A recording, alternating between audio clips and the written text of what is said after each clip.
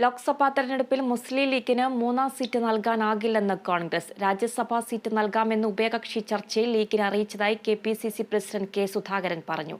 രാജ്യസഭാ seat സംബന്ധിച്ച ചർച്ചകൾ AICCയെ അറിയിക്കുമെന്നും സുധാകരൻ വ്യക്തമാക്കി. ഒരു ഓഫറാണ്, ഒരു പ്രപ്പോസലാണ്.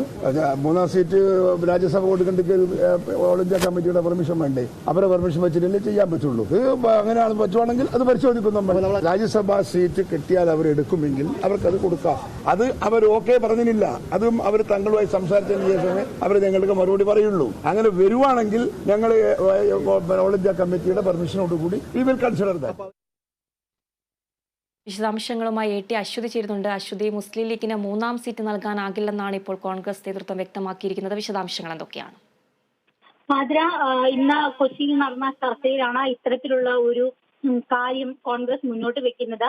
മൂന്നാം സീറ്റിന് പകരം, അതായത് ലോക്സഭാ സീറ്റിന് പകരം രാജ്യസഭാ സീറ്റ് എന്ന സമവായമാണ് കോൺഗ്രസ് ഇപ്പോൾ ലീഗിനെ അറിയിച്ചിരിക്കുന്നത്. ഈ ജൂണിൽ കോൺഗ്രസിന്റെ UDFന്റെ ഒരു രാജ്യസഭാ സീറ്റ് വേക്കന്റ് ആവുകയാണ്.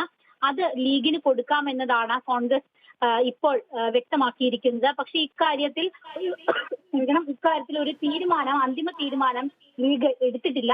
അടുത്ത ദിവസം 27-ാം തീയതി പാണക്കാട് ചേരുന്ന പാർട്ടി യോഗമുണ്ട്. ആ യോഗത്തിൽ വെച്ചായിരിക്കും ഇക്കാര്യത്തിൽ ഒരു അന്തിമ തീരുമാനം എടുക്കുക.